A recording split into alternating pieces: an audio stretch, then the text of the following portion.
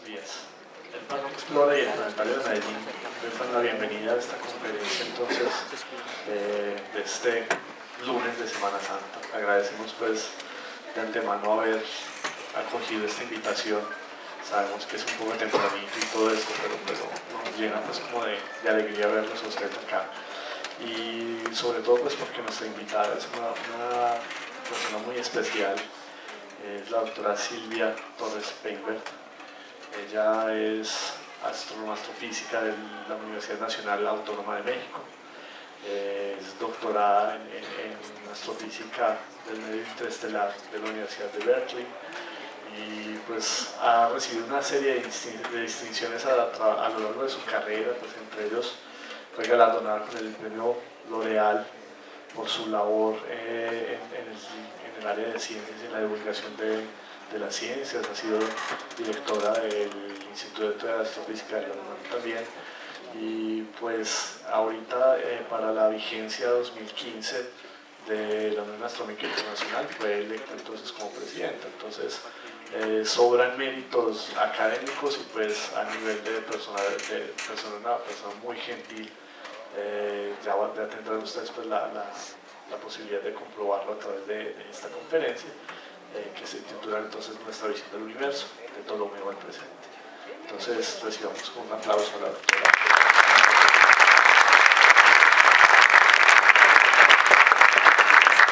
Muchas gracias, agradezco a la Sociedad Astronómica de Antioquia y al Parque Explora y al Planetario de Medellín el tener la oportunidad de estar aquí hoy frente a ustedes.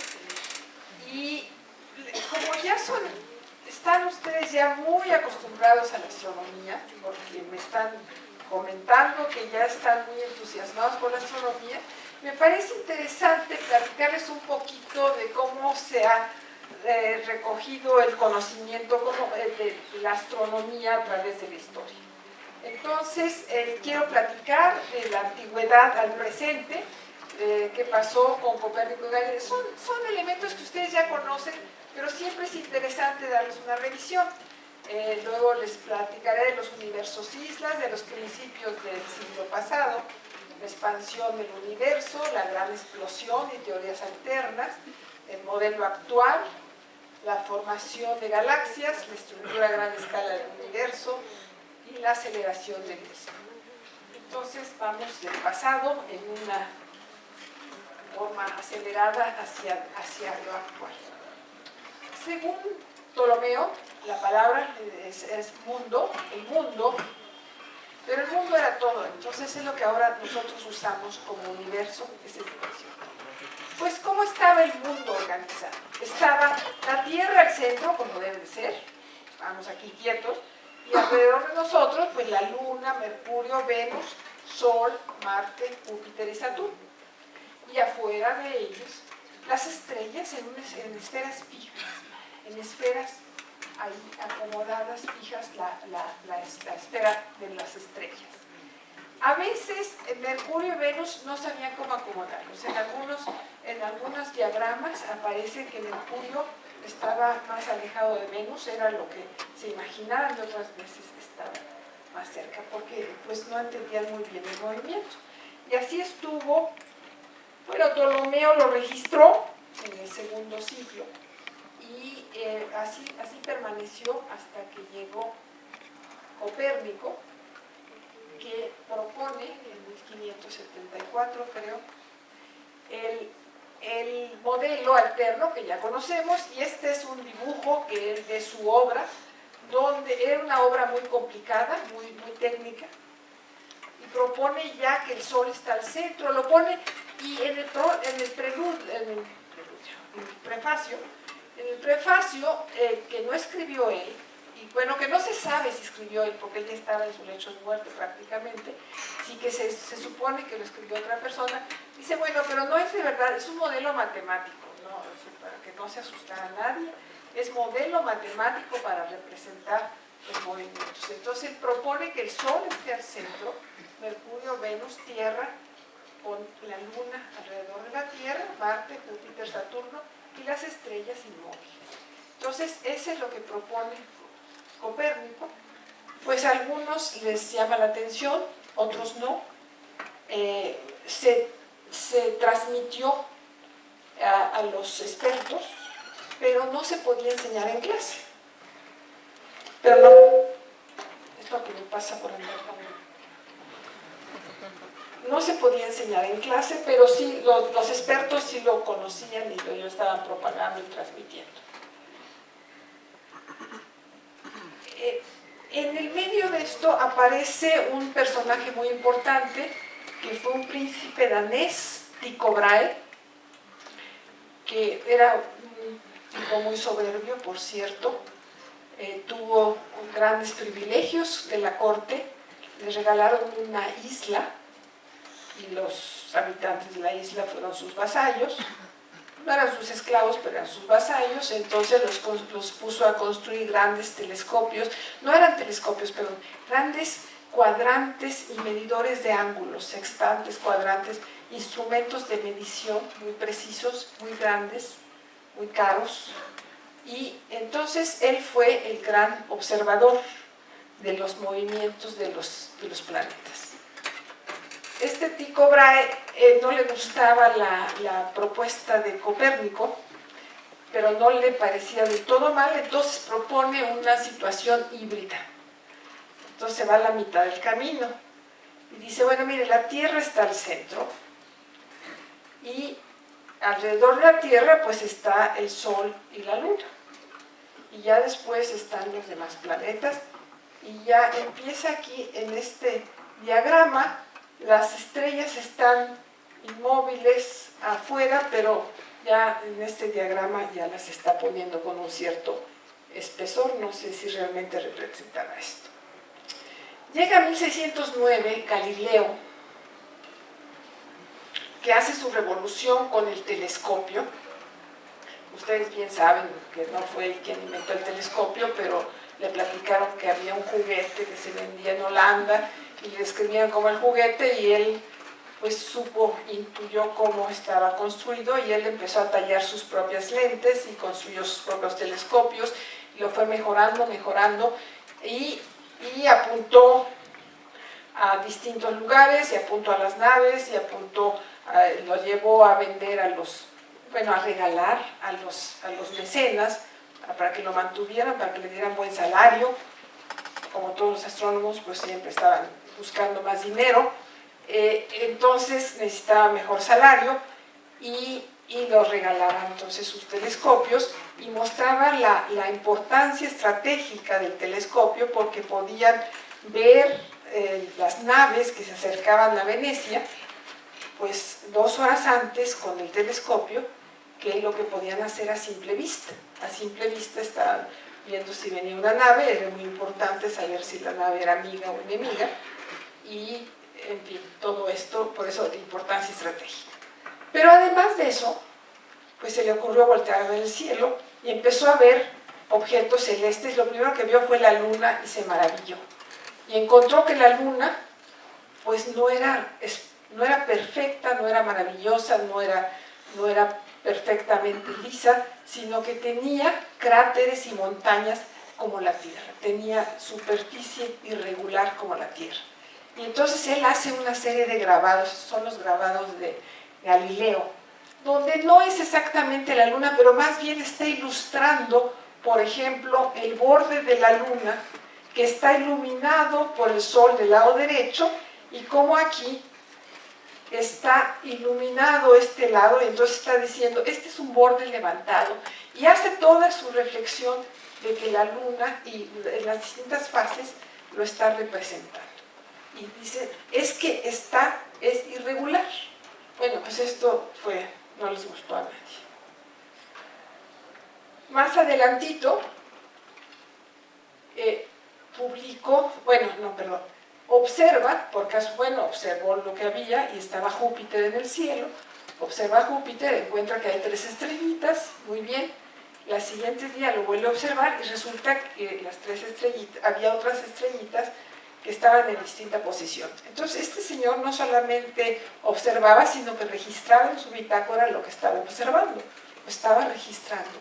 Y se da cuenta que estaban en distinta posición, y le pareció muy interesante. pero no había estrellas equivalentes en el resto del campo, y se vuelve, entonces le pone atención y regresa y regresa y regresa, y entonces de enero, el 7 de enero al 2 de marzo de 1610, observa todas estas posiciones distintas y se da cuenta que no es una estrella, que son 4, y entonces llega a la conclusión, es que son lunas alrededor de Júpiter. Entonces ya aquí ya están clavadas, ya está perfectamente claro que son 4 las lunas alrededor de Júpiter. Y pues esto lo entusiasma, y a mí lo que me entusiasma más es que su gran obra, que es el Siderius Nuncius, lo publica a fin de marzo de ese mismo año. Por eso es más rápido que publicar en el Astrophysical Journal, ni hablar, es verdaderamente extraordinario. Lo publicó muy rápidamente, ya los resultados con Júpiter. Y él siguió trabajando Júpiter. Y luego siguió trabajando también las fases de Venus.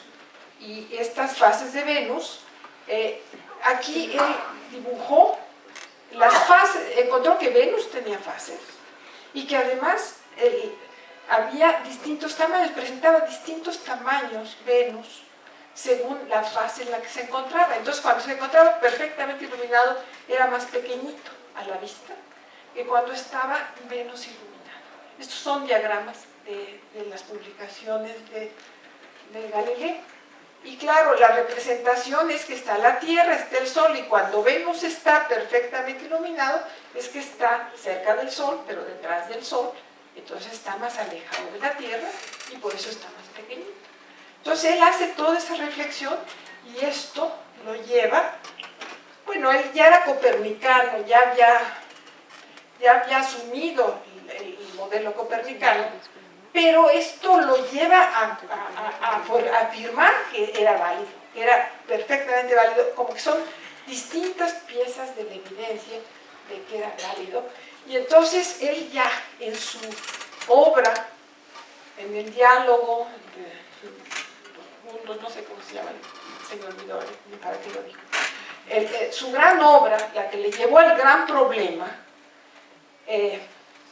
ya publica que esto ya es el modelo de Copérnico, pero ya incluye a Júpiter. Entonces, esto dice, miren, pues si la Tierra tiene una luna, pues Júpiter tiene 4 y yo lo puedo demostrar, ahí están las 4. No, ese es el de Copérnico. Sí, diálogo sobre los mundos, o sobre 2 mundos, no sé qué, ya es el diálogo tercero, es una página del diálogo tercero de los diálogos.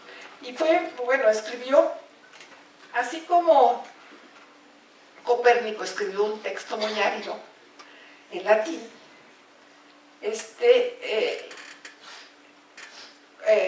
¿cómo se llama? Galileo lo escribió en italiano, lo escribió muy simpático, lo escribió como diálogo entre 3 personajes, uno muy tonto, otro muy docto y otro con gran curiosidad, y el tonto representaba todo lo que era la iglesia, y entonces al Papa, que había sido su amigo, le dijeron, te está burlando de ti, etcétera. Bueno, ya sabemos qué le pasó. Pero mucho fue por imprudente, ¿no? Por arrogante e imprudente, además de por estar rompiendo con las leyes. Bueno, esta se me salió de orden, pero estas son los grandes instrumentos de Tycho Brahe, que son los que tenía en su isla, y con los que midió las posiciones de los astros. Y Kepler, su pasión, lo que él quería, ambicionaba, era ver los datos. Kepler no era un gran observador, era un gran teórico, matemático, y quería acceder a los datos de Tycho Brahe. Tycho Brahe lo contrata, pero no le permite ver sus datos, lo contrata para hacer ciertas cosas, pero no le permite ver sus datos de Marte, que eran los más importantes, y hasta que se muere Tycho Brahe, entonces Kepler puede acceder a esos datos. Y después de muchas peripecias, pero eso no es el tema, esas peripecias no vienen. Y con esos datos de Marte son con los que Kepler resuelve las 3 leyes de Kepler.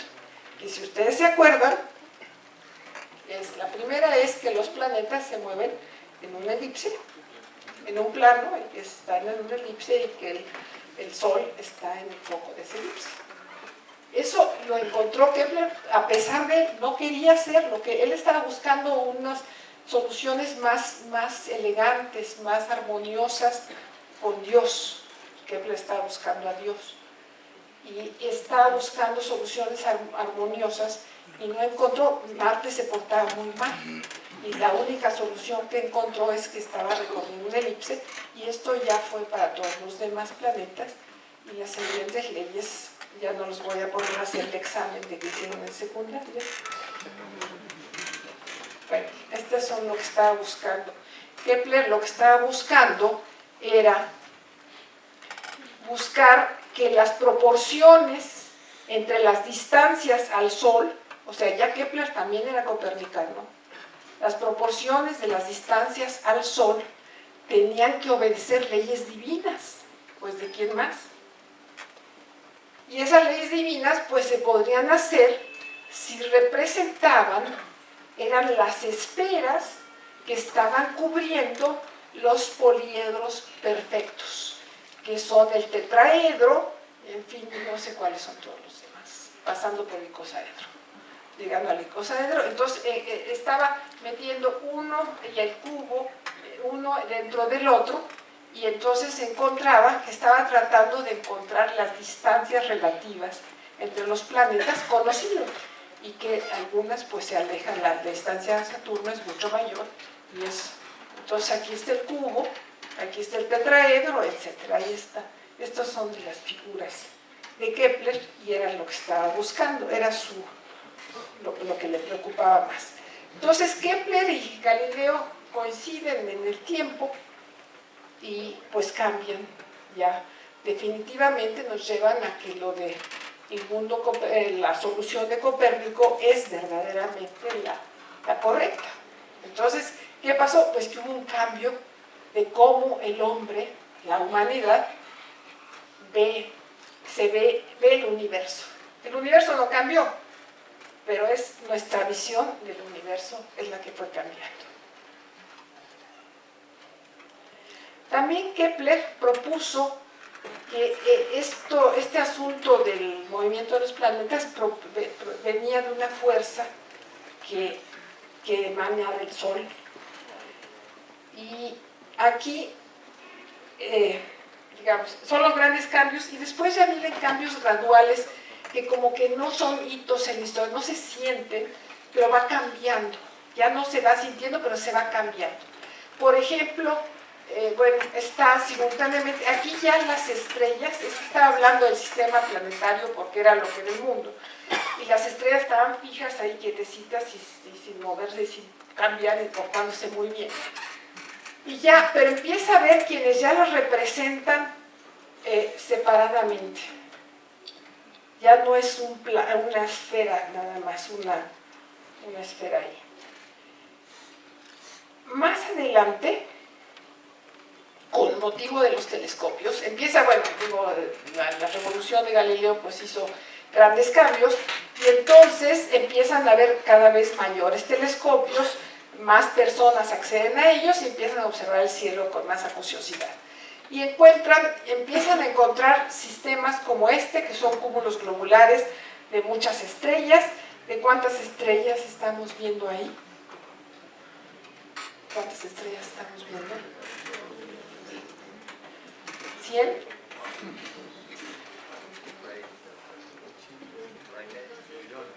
Millones de estrellas. Estamos viendo cientos de miles de estrellas. No estamos viendo 100, estamos viendo cientos de miles.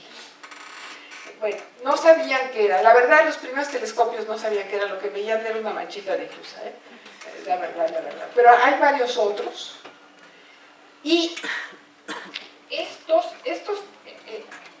estos cúmulos estaban separados y estaban buscando dónde estaban ubicados. Ese era un grupo que estaba estudiando esto. Y luego otra persona estuvo estudiando si todas las estrellas que vemos son del mismo brillo, y las que vemos más débiles, que están más lejos, a qué distancia se encuentra. Entonces ya se fija que ya salimos del sistema solar, ¿ya? Se rompe con la entrada del telescopio, ya el mundo, el universo para el hombre ya cambia de dimensiones, se extiende más allá del sistema solar. Y entonces, ya para mí, ya estamos hablando ya 200 años después, o 100 y pico, 170, 180 años después, es cómo se imagina que es el universo, cómo es nuestro sistema donde estamos nosotros. Y entonces está encontrando pues una cosa bastante desagradable, por cierto, pero bueno, esa es su manera. Por otro lado, también, bueno, ya más tarde, con un gran telescopio que creo que tengo ahí más adelante la foto, y viéndolo todavía no entra la fotografía de las imágenes astronómicas, sino que el astrónomo dibuja, son dibujos a mano de lo que está viendo en el telescopio. Entonces dibuja una nebulosa espiral, y esta es la fotografía que ahora tenemos de ese dibujo. Este señor en Irlanda dibuja esa nebulosa. Esta es la galaxia, esta misma galaxia es esta, ya con todos los telescopios así modernos. Y la galaxia, bueno, ¿por qué no tengo la foto del dibujo de Andrómeda? Nada más tengo la foto, pero no tengo el dibujo. Bueno, ese es Andrómeda. Este es el telescopio del conde de Rosset. Imagínense ustedes mover eso y levantarlo, pues no es nada sencillo, pero precisamente tenía su gran telescopio y ahí ya pudo ver la estructura de las galaxias. También dibujó esta galaxia, miren ustedes, logró ver en su telescopio la espiral. La de la derecha es una fotografía del telescopio espacial de esa galaxia. Y esta misma también, la misma galaxia, y aquí ya la tienen toda dibujada, nada más para ilustrar.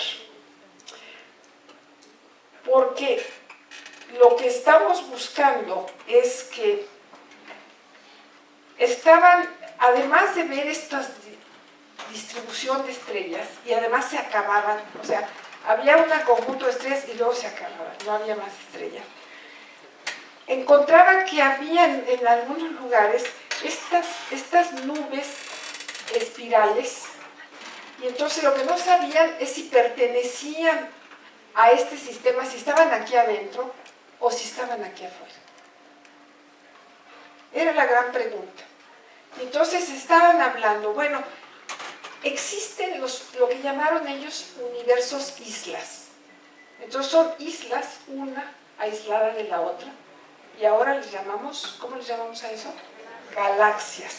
Sí, pero ahora ya sabemos la historia, ya sabemos que ya vimos la película, ¿verdad?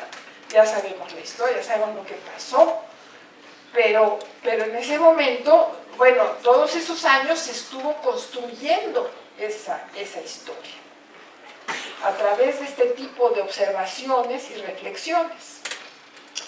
Por otro lado, aquí no está pasando nada así.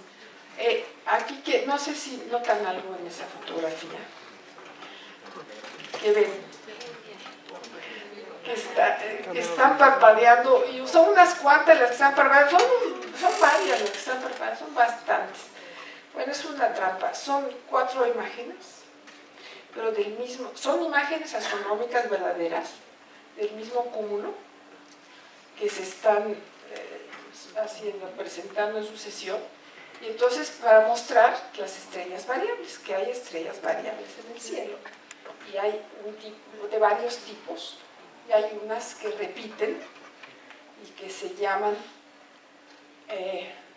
por cierto, estas son, en el cúmulo globular se llaman R Regira, las variaciones son típicamente de un día de duración, o sea, repiten el ciclo cada día, más o menos, o más cortos los días, y hay otras que no están ubicadas en estos cúmulos, sino que están en otros lugares y que repiten a mayor periodo, que se llaman cefeidas, variables cefeidas, Y ya estamos en el siglo XX, ya llegamos al siglo XX, no sé si dieron cuenta, la les aviso. Una señorita, Henrietta Leavitt, encontró que las cefeidas, que son variables, no son las mismas que le mostré, pero era para ilustrar que hay estrellas variables y que cuando hablo de variables están cambiando su brillo. No todas son variables, pero algunas son variables. Pero entonces lo primero es que de un conjunto de imágenes se comparan, se encuentra que algunas cambian de brillo y se identifica y se busca cuál es su comportamiento, cuál es su periodo, cuál es su amplitud, cómo se repite, y encontró que en la nube menor de Magallanes, que es un grupo de estrellas en el sur, en el cielo del sur, y que ahora sabemos que es una galaxia, encontró que las cefeidas de mayor luminosidad tenían largos periodos, tenían los mayores periodos, y que hay una relación entre ambos, a mayor periodo, mayor luminosidad. Y entonces fue un gran hallazgo porque todos estos objetos están prácticamente a la misma distancia. Y entonces eso pudo ayudar a determinar las distancias. Ustedes se acuerdan que el mayor problema de los astrónomos es determinar las distancias de cada uno de los objetos.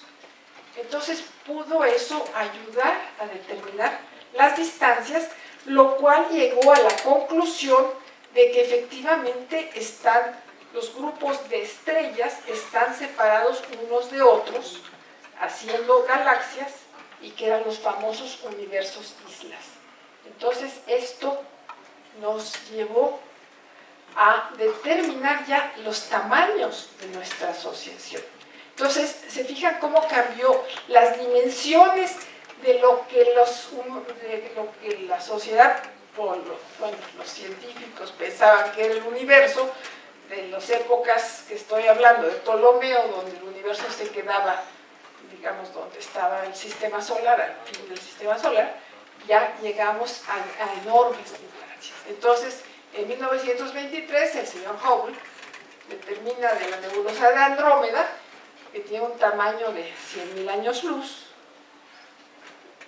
y que se encuentra a 900.000 años luz de la Tierra. O sea, está grande y está separada de la Tierra, del Sol, de nosotros.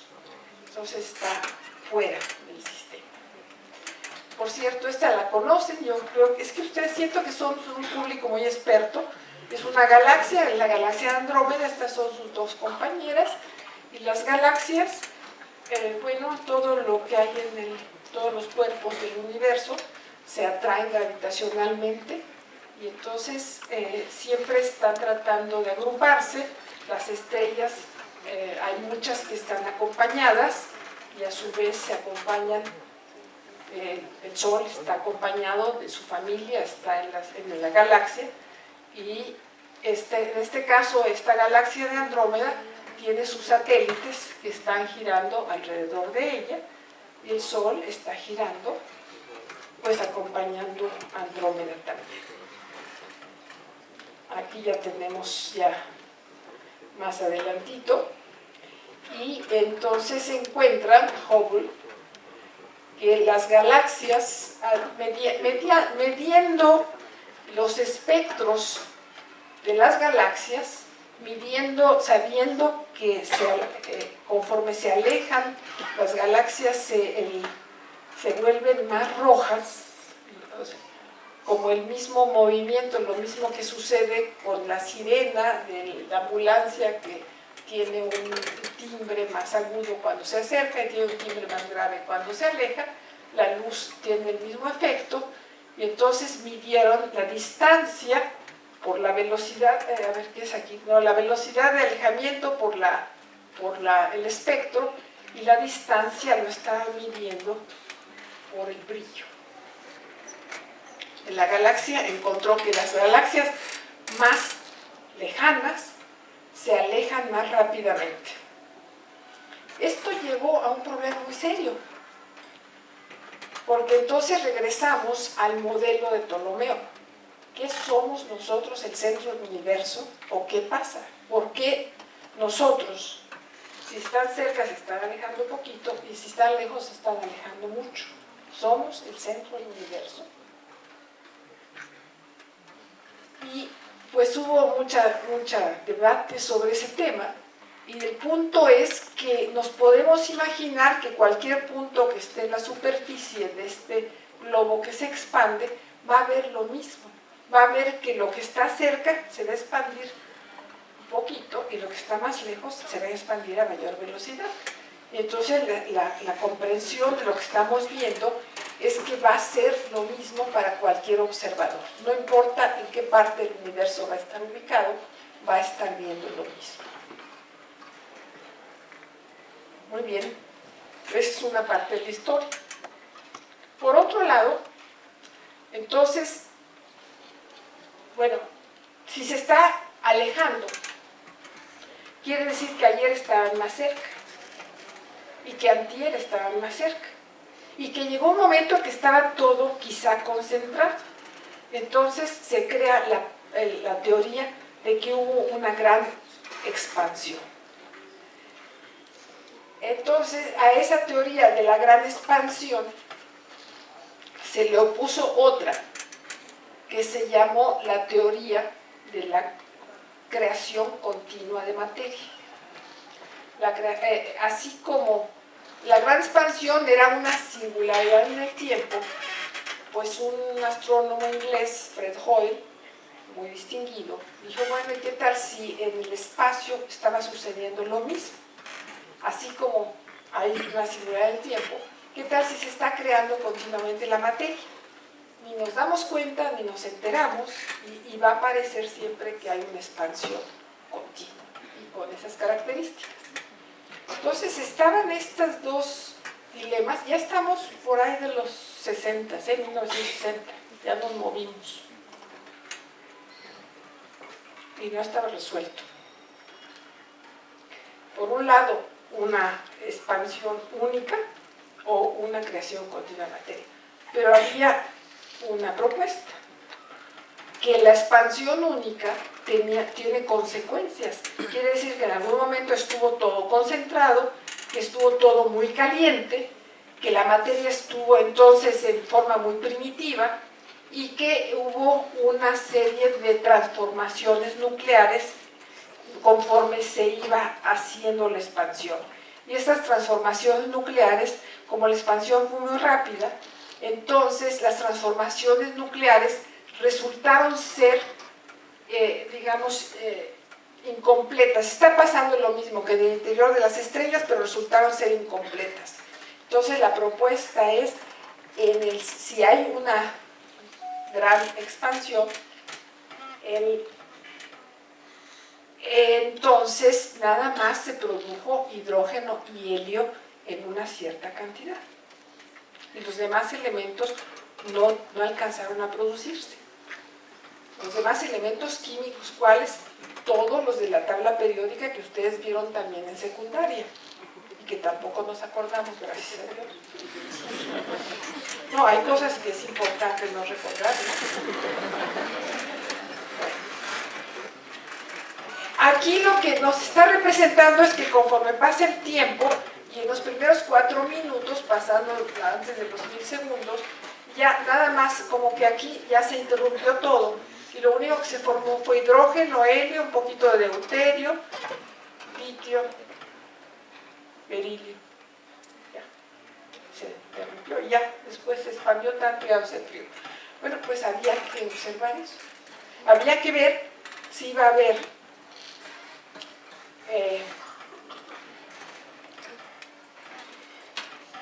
la predicción es distinta si se está formando continuamente la materia o que si se formó en una sola. Y por cierto, el nombre de Big Bang, que ahora es tan famoso, lo acuñó este astrónomo Fred Hoyle, burlándose de la gran expansión, de la gran explosión, porque dijo, sí, es como si fuera un gran punto. Big Bang es como si fuera lo que dicen los niños cuando están jugando, ¿no? Lo que decían. Entonces, un juego, palabras ahí. En español lo decimos muy solemne, la gran explosión. Bueno, entonces, A ver, ¿dónde estamos aquí? Aquí estamos. En 1964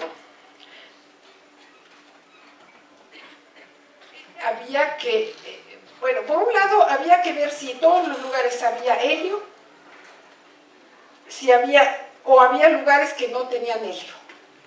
Entonces, si había lugares que no tenían helio, pues era distinta la formación, la historia de la formación de las galaxias, del universo. Entonces, por un lado, los astrónomos estuvieron observando en formas tradicionales de observación óptica, las galaxias, las nebulosas, etc. Y eso hago énfasis porque es donde yo he trabajado, por eso yo siempre hago el anuncio de mi trabajo, ¿no? Ni modo.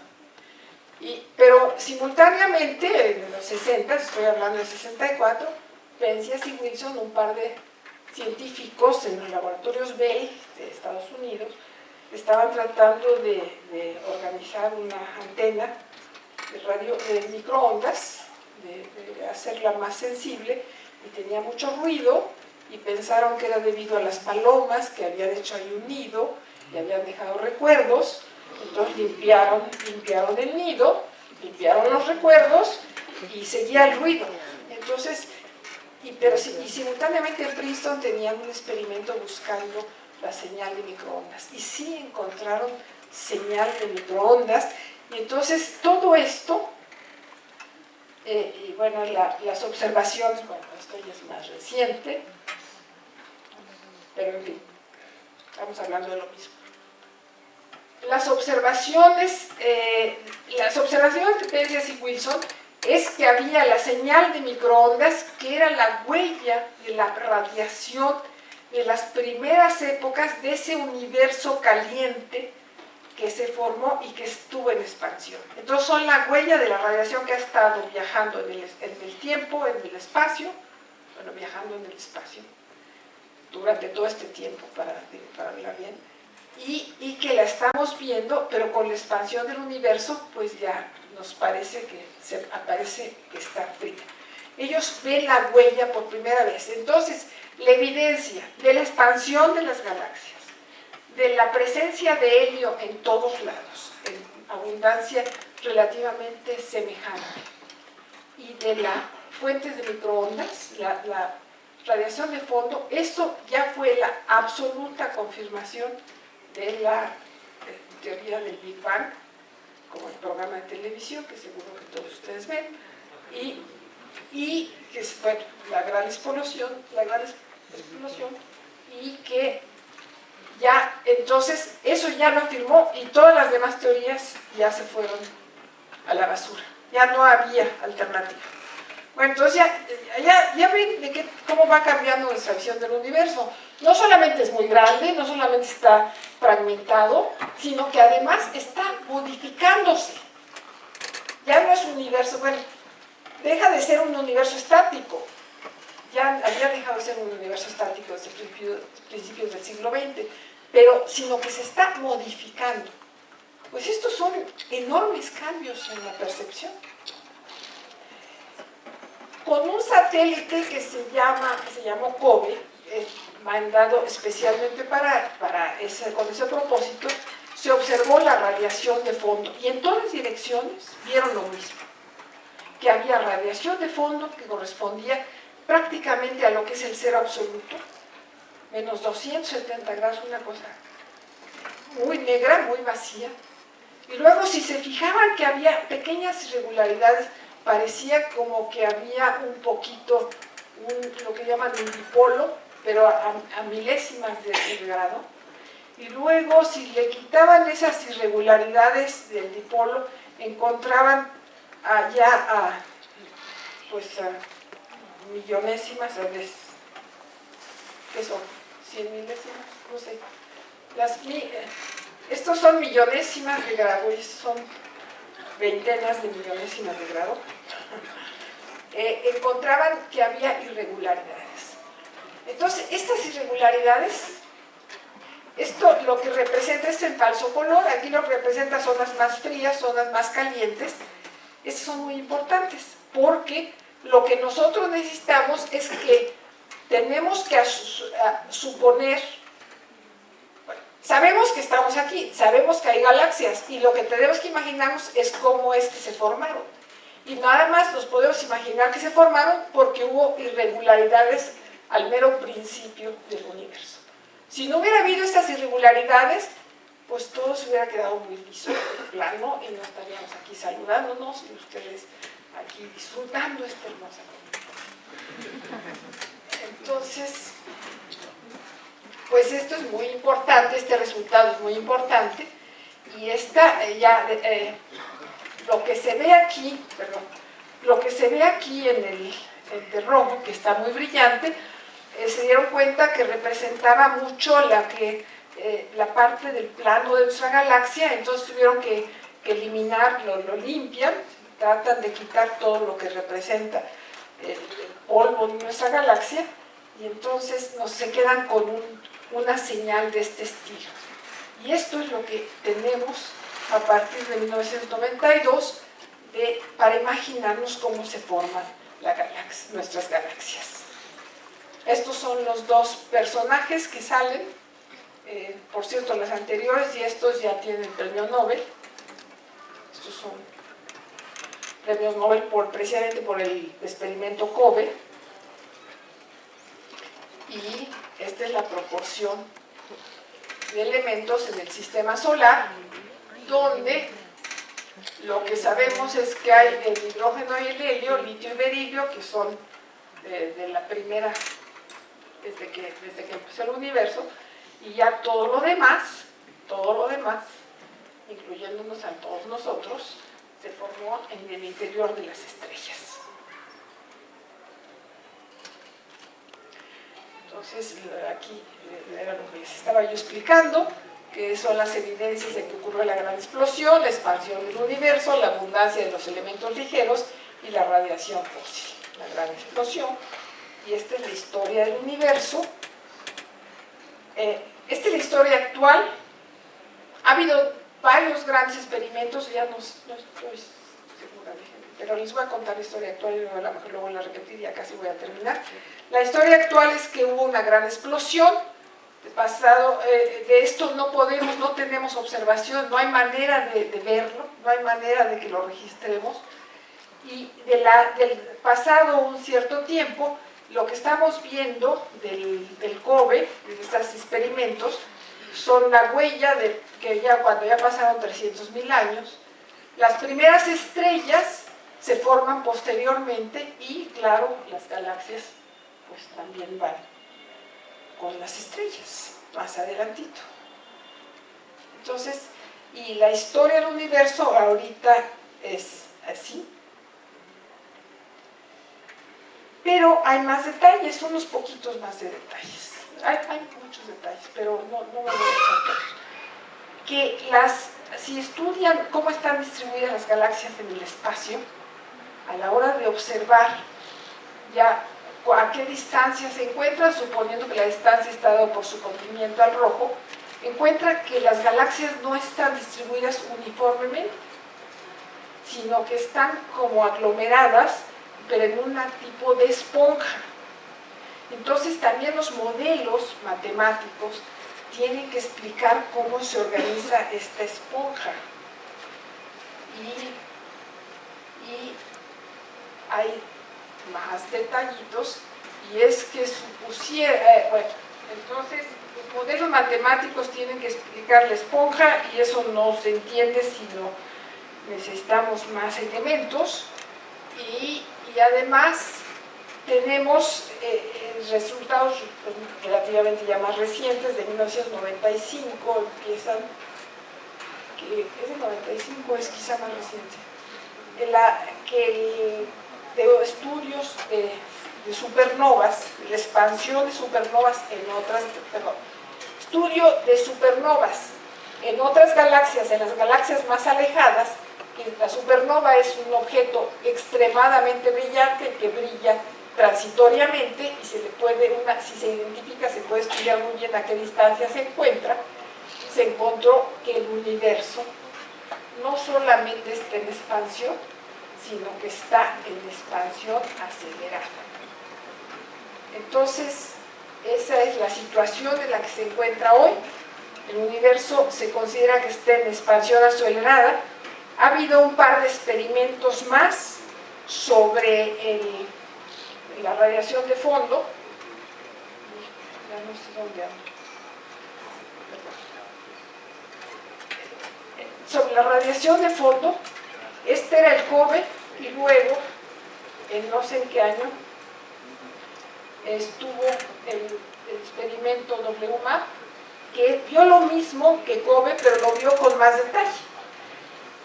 Y hay un experimento posterior que acaban de anunciar el jueves 21 de marzo, que se llamó Planck, el experimento de Planck, que hace lo mismo, pero todavía con más detalle angular. Y coinciden en el encuentro, encuentran lo mismo, pero ya nos dan más detalle. ¿Y esto qué significa? Que nos ponen más condiciones, a los teóricos y a todos los demás, ponen más condiciones de cómo es el universo, la huella de las primeras etapas del universo, ponen más condiciones y hacen más difícil de entender el universo. No cambiaron nada, el resultado así espectacular que acaba de salir este jueves no cambió nada, nada más lo hace más preciso, lo afina, le pone detallitos, y eso es lo que seguramente los siguientes años van a estar resolviendo. Hay un par de asuntos. El hecho de que esté en expansión acelerada no lo entendemos, y entonces como no se entiende, dicen, bueno, pues es que eso se debe a lo que se va a llamar la energía oscura. Es un nombre horrible y que nadie entiende qué es. Y habrá que resolverlo. Entonces, ahorita nos encontramos en una situación de que no entendemos lo que está constituyendo la mayor parte del universo, pero lo que nosotros vemos es la huella de su presencia a través de la aceleración de la expansión del universo. Y el otro elemento que no he mencionado es que también hay materia oscura en las galaxias. Yo ahorita voy a regresar un momentito. Es que se me salen de orden las cosas estas. Porque sabemos que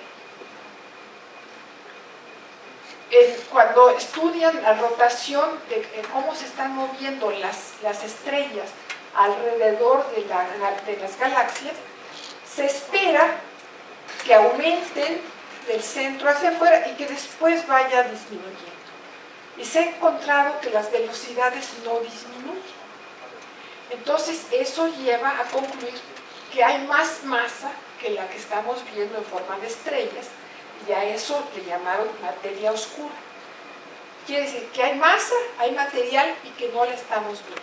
Se ha buscado en rayos X, en microondas, en radio, en infrarrojo, lo que ustedes quieran, y no aparece. Entonces, quiere decir que es otro tipo de objeto que no es de la tabla periódica y que no sabemos qué es. O que no leyeron a Kepler estos, que tenían que haber sabido que el periodo, etc. El cuadrado del periodo va como el cubo de la distancia, y eso es lo que tendría que haber hecho si hicieran esto, ¿no? Pues estos no hacen eso, y eso se le atribuye a materia oscura que no se entiende. Entonces, ¿cuál es la conclusión aquí? Bueno, pero también hay otras huellas de la presencia de materia oscura. La relatividad propone que la presencia de la masa deforma el espacio, quiere decir que la luz se deforma. Bueno, la trayectoria de la luz se curva alrededor de la masa, y eso lo hemos observado en distintos lugares. Entonces, por ejemplo, si hay aquí un observador, y aquí hay una agrupación de galaxias, y hay un cuásar allá atrás, entonces se va a deformar la luz y se va a ver esto como lo que le llaman una lente gravitacional. Aquí está la lente. Estos arcos provienen de un cuásar que está atrás de ese cúmulo de galaxias, muy brillante, y cuya luz se ha deformado. Entonces, la presencia de materia oscura Entonces la mayor parte de la materia es la oscura. Y, a ver, ya para terminar, pues, esto es lo que quiero llegar. Entonces, ¿cómo es nuestro universo? Pues resulta que el 73% es energía oscura. Piensa en eso. El 23% es materia oscura. No sabemos qué es. Pero esa sí sabemos dónde está, ¿eh? Sabemos dónde está. Esta ni siquiera sabemos dónde está. Y lo que estamos viendo en las hermosas fotografías que casi no mostré porque les han mostrado en otras ocasiones, etc., es apenas el 4% de lo que constituye el universo y que se formó hace 13.700 millones de años. Bueno, pues muchas gracias. Esto es todo lo que les iba a platicar. ¿Cómo ha cambiado eso?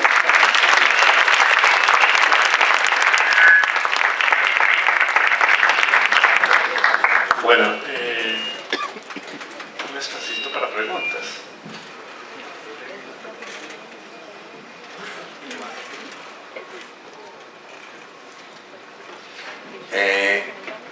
Yo quisiera saber sobre la teoría que existe referente a otros universos que están aledaños al nuestro y que están separados, como por ejemplo por un vidrio, pero hay otros universos y que el mundo es, mejor dicho, es infinito.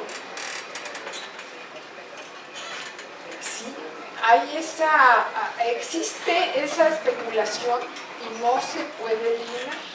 O sea, ahí está todavía más amplio que lo que yo les mencioné, es todavía más amplio, sí.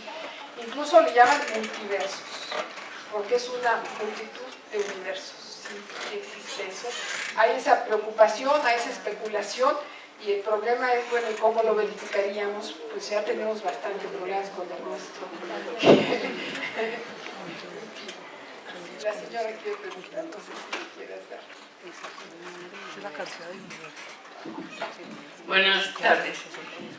Yo quería preguntarle la relación que hay entre la energía oscura, la materia oscura y la expansión del universo.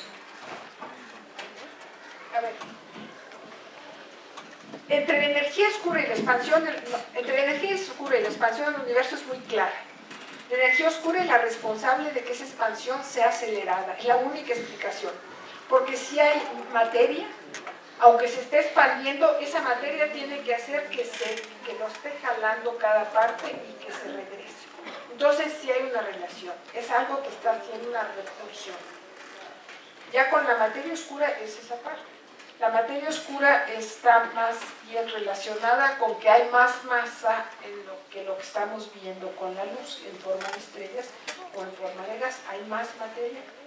Y pues sí, es parte del universo. Entonces como que son distintos elementos, distintas partes del universo.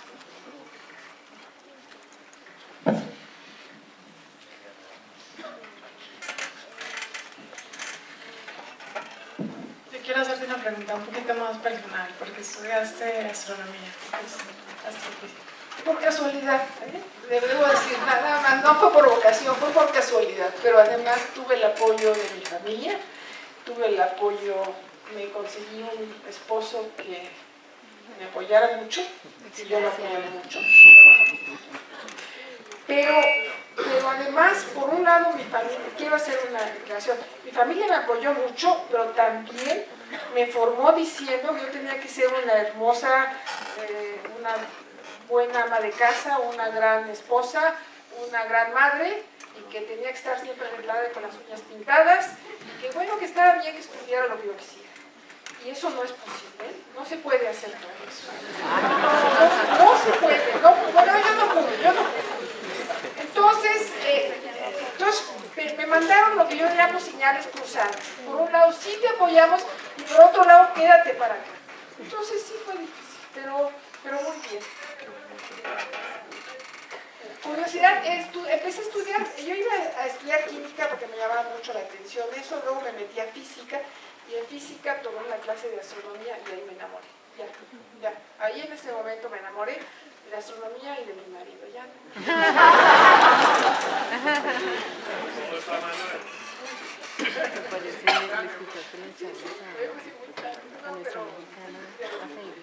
Me llama mucho, me llama mucho la atención la astronomía, me es muy importante.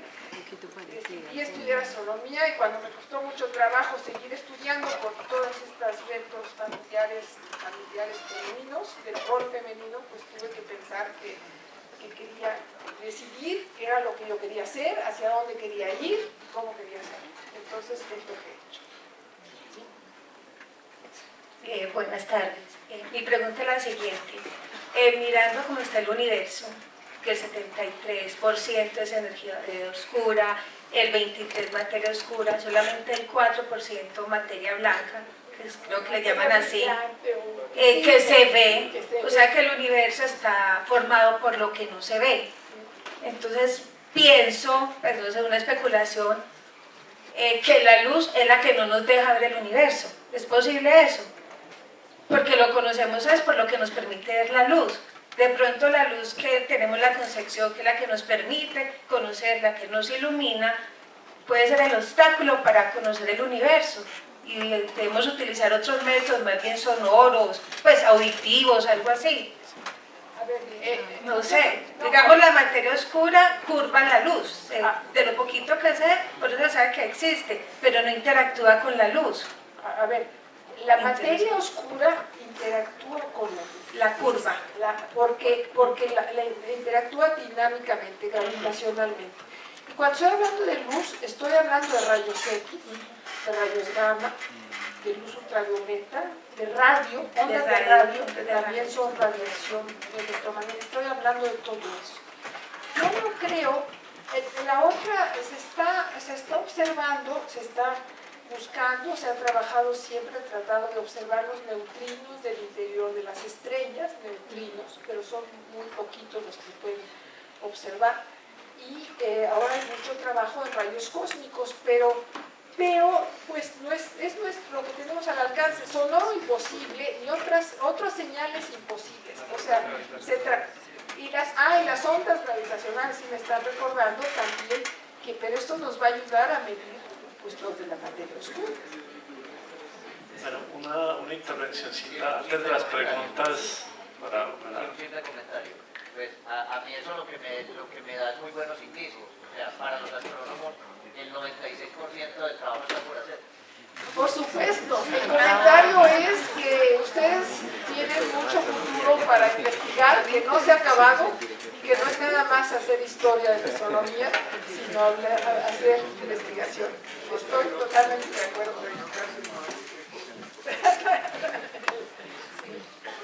Buenas tardes. Quería hacer una pregunta. Hablaste de que el universo está en expansión. ¿Eso no tiene alguna implicación en la Tierra, que estaría en un proceso también de expansión, o que sea, pues, no irnos pues a un tema apocalíptico, pero sí hablar de que tenemos como el mismo proceder del universo? No, nosotros tenemos otros problemas. Bueno, a ver, tenemos problemas humanos que estamos destruyendo nuestro hábitat. Pero además el Sol se va a acabar su combustible y además el Sol se va a hinchar, se va a volver una gigante roja y puede ser que englobe a la Tierra. Y entonces también es otro fin. Pero eso es de aquí a varios miles de millones de años. Así es que yo siempre les digo a mi auditorio, cuando les hablo de que se va a acabar el Sol, que no sabemos si se englobe o no a la Tierra, pero ciertamente la vida o las condiciones van a cambiar drásticamente, que no se preocupen que es a largo plazo y que sí se preocupen de seguir pagando la hipoteca, porque no se va a acabar tanto, o cuando son estudiantes que tienen que hacer su examen de estudiante. Buenas tardes, por acá. Primero que todo, pues quería felicitarla por el cargo tan semejante que lleva y quería hablar un poco preguntarle un poco acerca de su trabajo. ¿Qué temas pues, en la Unión Astronómica Internacional se están manejando para este año? ¿Qué se está debatiendo? A ver, la Unión agrupa casi 11.000 miembros profesionales de astrónomos y se debaten todos los temas. Entonces, en realidad, agrupa a todos los astrónomos profesionales, no a todos, a nada más 11.000. Y ha de haber 30.000 en el mundo. No, es que no están todos, ni remotamente. Ha de haber alrededor de 30.000 astrónomos profesionales en el mundo. Pero cada uno está cultivando los distintos temas, porque cada cuerpo celeste tiene sus problemas, tiene sus retos, sus incógnitas, y cada uno de nosotros tiene la misión de estar develando, bueno, pues el secreto que sigue con Júpiter y que sigue con el planeta Perengano y la órbita de tal asteroide y el que se está acercando a la Tierra, o sea, esas cosas de tan cerca a los extremos del universo, ¿no? A las orillas del universo. Entonces está pasando todo. Y en realidad la unión no es la que discute. La unión es más bien es un conjunto de personas que luego se reúnen y se agrupan en sus distintos temas, ahí conversan y se pelean, por supuesto, y debaten. Y pues van avanzando porque nunca es terso el cambio de paradigma, sino que son atrópicos y nos vamos yendo. Nos hicieron una preguntita, que si conoces un poco de en qué va el programa espacial mexicano. O sea, hay un programa espacial mexicano, mira, hay un programa que acaba de empezar. Había empezado hace como 30 años y luego se suspendió, y acaba de empezar hace como un año, y yo creo que está apenas empezando. No sé en qué ande, y pues sí tiene problemas. De alguna manera México sí tiene astrónomos, nosotros tenemos 2 observatorios grandes para nuestro país, son telescopios de 2 metros. La Universidad Nacional Autónoma de México tiene 3 telescopios, uno de 2 metros, de 84 centímetros y de 1,5 metros, y el otro instituto tiene uno de 2 metros. Y se está construyendo un radiotelescopio muy grande, ese sí, moderno, etcétera, que va a alcanzar los 50 metros, un radiotelescopio, una antena, pero todavía no lo logra, están en 30 metros en este momento, y casi el esfuerzo se ha ido más bien por ese lugar que por el desarrollo espacial. Entonces, pues, como que vamos a algunas direcciones y a otros no.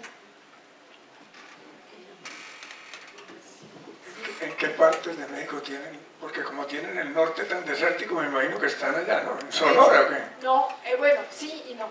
El de la universidad está en la península de Baja California, está en el punto más alto de la península de Baja California, y disfruta del clima de ahí, de que llegan directo del océano y más o menos hay transparencia en el cielo y poca turbulencia. Y el otro está en el desierto de Sonora, ya muy cerca de la frontera con Estados Unidos, ya se alcanza a ver ahí la frontera con Estados Unidos, del otro lado de Arizona. Entonces es el de Cananea, de Illinois. Es que Sonora es como lo más adecuado allá, ¿no? En cuanto a la carencia de humedad. Sí, pero el nuestro es muy superior. El nuestro es muy superior en mis condiciones de transparencia, de turbulencia, de mil razones. Necesitamos un telescopio grande, y no alcanzamos a convencer a los políticos o a un rico que nos dé dinero.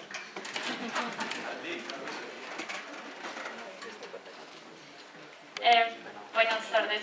Me gustaría saber si la Unión Astronómica Internacional trabaja de alguna forma o tiene alguna línea de enfoque hacia la educación.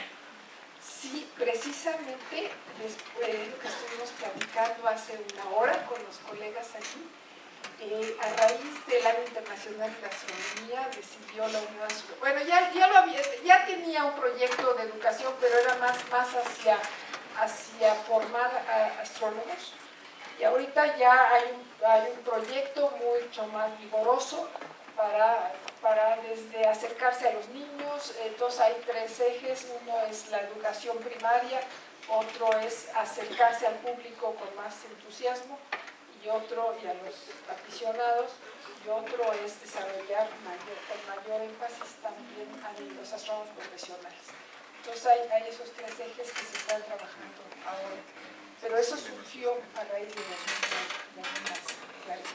Ok, pues antes de terminar queremos hacer un anunciecito. Bueno, yo quiero dejar aquí 2 libros, unos para la biblioteca y otro, pues,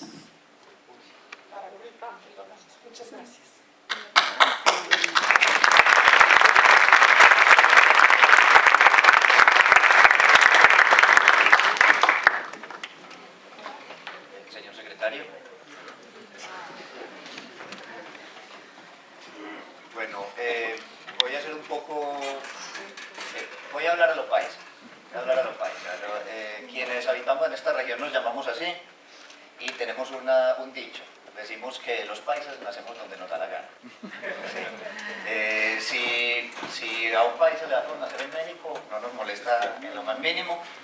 Si usted me permite, voy a dar lectura a un documento elaborado a partir de una reunión que tuvimos recientemente. Dice: la Sociedad Antioqueña de Astronomía le otorga a la doctora Silvia Torres Painbert, presidenta electa de la Unión Astronómica Internacional, la calidad de asociada honoraria, aprobada por unanimidad en la Asamblea General Ordinaria celebrada en Medellín, Colombia, el 23 de marzo de 2013. Para el efecto firman el señor secretario aquí presente y este es su servidor. Entonces le agradeceríamos si usted nos acepta esta membresía honoraria. El señor secretario, antes de entregarle esto, porque esto es muy importante para nosotros, el señor secretario tomará su firma, por favor, de que hace aceptación para poder hacer la entrega oficial. ¿Sí?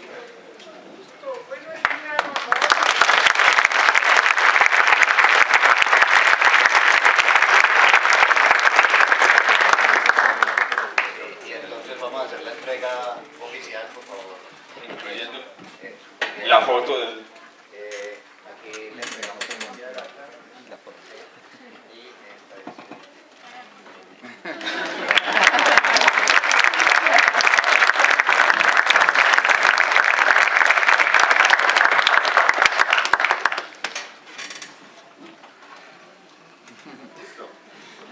Bueno, muchas gracias. Entonces, el Parque Explora y el Planetario de Medellín les agradecen su presencia en esta conferencia y los invitamos a seguir acompañándonos con la programación regular que tenemos en las próximas semanas.